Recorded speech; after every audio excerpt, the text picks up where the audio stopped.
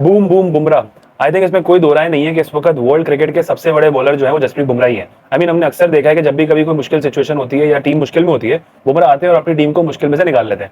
ICC world टी20 India versus Pakistan, ICC world टी20 का फाइनल इंडिया वर्सेस अफ्रीका, जहां 30 बॉलों पे 30 रन चाहिए थे, बुमराह के ओवर के बाद गेम चेंज हो गया।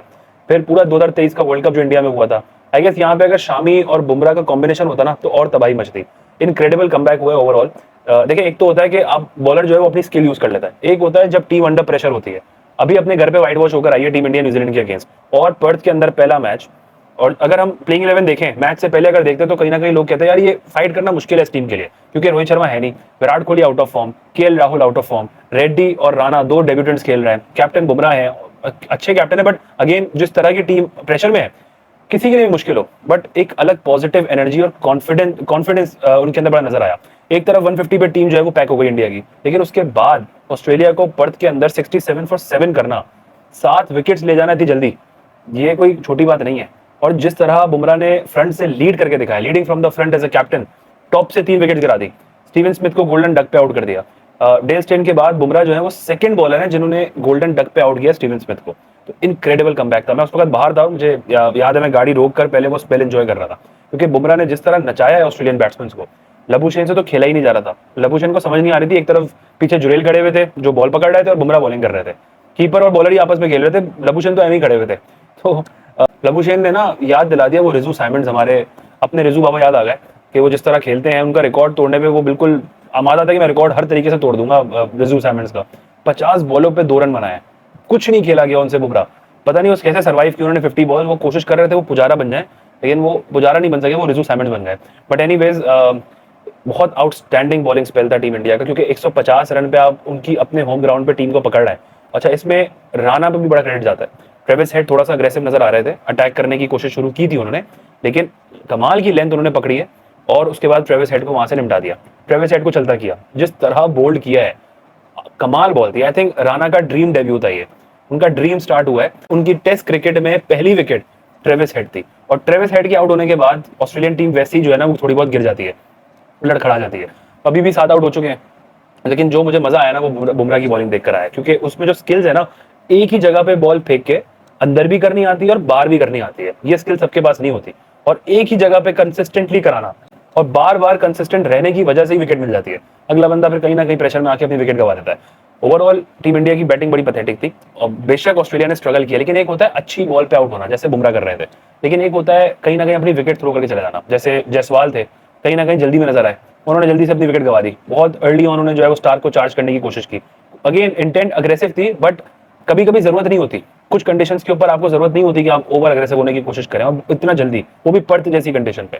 फिर विराट कोहली बहुत डबल माइंड नजर आ रहा है जब बैटिंग कर रहे थे, जिस बॉल पे वो आउट हुए हैं उनको, वो पहले तो आगे खड़े हुए थे, उनको समझ में नहीं आ रहा था कि उन्होंने खेलना कहाँ पे है, खेलना कैसे उस बॉल को, वो अपनी विकेट गवा गए। मैंने न्यूजीलैंड की सीरीज में भी यही कहा था कि कहीं ना कहीं लॉस्ट नजर आ रहा है विराट कोहली। अब आई डोंट नो उनका या तो टाइम पूरा हो गया है, पीक उनका खत्म हो चुका है, वो 2009 से 19 उन्होंने रूल कर लिया क्रिकेट के अंदर, अब इट्स हाई टाइम की या तो मूव ऑन कर लें, या मे बी कुछ, यू नेवर नो, इस सीरीज के अंदर वो कमबैक करते हैं। ऑस्ट्रेलिया वैसे भी उनकी बड़ी फेवरेट जगह है परफॉर्म करने के लिए, बट वैसे वो जनरली थोड़े से लॉस्ट नजर आ रहे हैं, बैटिंग में भी कैच भी उनसे ड्रॉप हो रहा है, तो वो स्पार्क अब विराट कोहली के अंदर नजर नहीं आ पा रहा, या वो फेयर जो विराट कोहली का होता था वो कहीं ना कहीं थोड़ा सा कम हो गया ऑपोजिशन को, कि यार नहीं परफॉर्म कर पा रहा है, वो स्ट्रगल कर रहे हैं बार बार। तो वो एक बड़ा अपनी विकेट थ्रो करके गए थे ऑनेस्टली। पंत जो है वो बड़े रिलायबल है, ऋषभ पंत वो प्लेयर है जिसको हम 2012-13 में कहते थे ना, विराट कोहली खड़ा हुआ है अंडर प्रेशर मैच बचा लेगा, ऋषभ पंत भी वैसे ही है, या कमाल का रिलायबल बंदा है, जितना प्रेशर होता है वो उतना अच्छा खेल लेता है। अच्छी बॉल थी, वो आउट हो गया उसके अंदर, अनलकी रहे, बट अगेन ऋषभ पंत मैं फिर वही कहूंगा हद से ज्यादा रिलायबल प्लेयर है। काश हमारे पास भी कोई ऋषभ पंत या पांड्या जैसे प्लेयर्स होते किसी भी फॉर्मेट के अंदर। केएल राहुल बड़े अनलकी रहे, 95-96% लोग तो यही कह रहे हैं वो आउट नहीं था, और अगेन टेक्नोलॉजिकल एरर में generally benefit of the doubt तो आप बैट्समैन को देते हैं, तो वो तो बहुत ही स्टूपिड डिसीजन था जो थर्ड अंपायर ने दिया, वो खुद श्योर नहीं था लेकिन उन्होंने आउट दे दिया, और एंगल्स जो है वो सारे दिखाई नहीं गए थे, तो बजाहिर तो वो नॉट आउट ही लग रहा था, और ऐसी सिचुएशन में बेनिफिट ऑफ द डाउट हमेशा बैट्समैन को जाता है। तो केएल राहुल बड़े अनलकी रहे, लेकिन जिस तरह उन्होंने थोड़े बहुत 26 रन बनाए हैं, वो याद रखिएगा वो आउट ऑफ फॉर्म थे, और आउट ऑफ फॉर्म प्लेयर नीचे से ड्रॉप हुआ, वो अब ओपन करने आए हैं रोहित शर्मा की जगह, और वहां पे आके उन्होंने थोड़ा बहुत कोशिश की सर्वाइव करने की, अनलकी रहे, वरना शायद वो कहीं ना कहीं 40-50 भी कर सकते थे जिस तरह वो खेल रहे थे। तो इस कॉन्फिडेंस के साथ ऊपर खेलना, जहां आप इतने आउट ऑफ फॉर्म हो, इतने क्रिटिसिज्म आपके ऊपर हो रहा हो, तो ये भी अच्छा था। देखते हैं अगली इनिंग्स में वो किस तरह निकल कर आते हैं, कैसे वो परफॉर्म करते हैं। बट ओवरऑल आई थिंक अभी 67 फॉर 7 है ऑस्ट्रेलिया का, और ऑस्ट्रेलिया ठीक ठाक स्ट्रगल कर रही है, फंस गई है ऑस्ट्रेलिया। पैट कमिंस आउट हो गए, वरना कहीं ना कहीं मैं सोचा था कि शायद अगर खड़े होते तो 150 रन वो बना सकते थे, या कम से कम करीब से करीब ले जाते हैं। बट अभी भी एलेक्स कैरी मौजूद है, वो कोशिश तो वही करेंगे। ऑस्ट्रेलिया का मसला ये है कि उनका जो एटीट्यूड है ना, वो आखिरी बॉल तक खत्म नहीं होता या आखिरी विकेट तक खत्म नहीं होता। तो वो कहीं ना कहीं कोशिश करेंगे कि 150 की लीड पूरी कर लें या क्लोज 150 के पहुंच जाए। और एक बात मैं जरूर कहूंगा कि पर्थ के अंदर अगर 10-12 रन की भी यहां से लीड ऑस्ट्रेलिया पकड़ सकता है ना, 150 के ऊपर 175 180 भी कर ले, तो ये याद रखिएगा 10-20 रन की लीड जो है ना, वो कोई छोटी लीड नहीं होती पर्थ के अंदर। बहुत मुश्किल कंडीशन है पर्थ की, और यहाँ पे अगर 10-15 रन की लीड समहाउ ऑस्ट्रेलिया पकड़ लेती है तो ऑस्ट्रेलिया ऊपर से आएगी। बट इस वक्त जनरली टीम इंडिया जो है ना डोमिनेट कर रही है, और जो कमबैक टीम इंडिया ने किया है 150 पे ऑल आउट होने के बाद, शायद 150 के टाइम पे सब समझ रहे थे कि ये टेस्ट मैच तो गया, पर्थ का टेस्ट मैच तो गया, लेकिन अब इंडिया ने ये मेक श्योर किया है कि अभी कहीं नहीं गया, अभी पूरा गेम बाकी है, ठीक ठाक गेम बाकी है, और इंडिया अब यहाँ से जीतने की पोजीशन पर है। कोशिश वो ऑब्वियसली यही करेंगे कल फर्स्ट सेशन के फर्स्ट हाफ, मतलब पहले ही 10-15 ओवर के अंदर अंदर ऑस्ट्रेलिया को निपटा दें और 100 के अंदर अंदर ऑल आउट करें, ताकि 50-60 रन की लीड हो। अगर 50-60 की लीड होती है इंडिया के पास, और वहां से इंडिया 150-200 बना ले, तो 250-300 रन का टारगेट चेज करना बहुत डिफिकल्ट होगा ऑस्ट्रेलिया के लिए। नामुमकिन ऑब्वियसली नहीं होगा, बट डिफिकल्ट जरूर होगा। तो इंटरेस्टिंग होगा कल पहला सेशन देखना।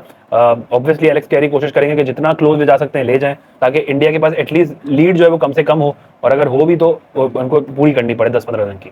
तो इंटरेस्टिंग होगा कल किस तरह बुमराह आते हैं। लेकिन बुमराह ने जो कैप्टनसी की है, या जो अग्रेसिव अप्रोच दिखाई है, hats off to him. Outstanding exceptional bowling spell. मेरे ख्याल से जसप्रीत बुमराह जो है ना, वो एक इंस्टीट्यूशन है। एक्यूरेसी और कंसिस्टेंसी, नो मैच, उनका कोई मैच नहीं है वर्ल्ड क्रिकेट में इस वक्त, अक्रॉस फॉर्मेट इंपॉर्टेंट ही है। तो लेट्स सी कि कल कैसा मैच रहता है, और इंटरेस्टिंग होगा गेम कल का पहला सेशन कि किस तरह ऑस्ट्रेलिया सर्वाइव करता है और किस तरह इंडिया उनको डोमिनेट करने की कोशिश करता है। बट आई थिंक यहाँ से कुछ हद तक इंडिया जो है वो फेवरेट हो गया है पहला test match, Perth test match जीतने के लिए। और पर्थ का टेस्ट मैच अगर इंडिया यहाँ से डोमिनेट भी करता है तो ये भी बहुत बड़ी बात है वैसे इस वक्त। अभी ओवरऑल डे 1 के एंड तक पीक टेस्ट क्रिकेट देखने को मिला है। लेकिन एक तरफ तो रन्स बनते हैं, बैट्समैन स्कोर करते हैं, वो तो बंदा एंजॉय करता है, लेकिन अगर इस लेवल की टेस्ट क्रिकेट में बॉलिंग हो रही हो दोनों साइड से, तो उसका मजा अलग है। 17 विकेट्स डे 1 के एंड तक गिर गई हैं। वैसे आपस की बात है, अगर ये कंडीशंस कहीं सब कॉन्टिनेंट में होती, स्पेशली इंडिया या पाकिस्तान में, तो अब तक तो आई थिंक हंगामा बर्पा कर चुकी होती इंग्लैंड और ऑस्ट्रेलिया की क्रिकेट के। ये किस तरह की कंडीशंस बनाई है कि एक ही दिन में 17 आउट हो रहे हैं। लेकिन चूंकि ये ऑस्ट्रेलिया के अंदर हो रहा है या इंग्लैंड में होता, तो वो तो खैर नॉर्मल है, उसमें फिर बिल्कुल खामोशी होती है, उसमें कहते हैं ये है बेस्ट क्रिकेट। तो अच्छा है सब कॉन्टेंट में नहीं हो रहा, वरना अभी तक तो कोई ना कोई नेगेटिव पॉइंट्स भी बनाने की तैयारी कर चुके होते हैं ये लोग।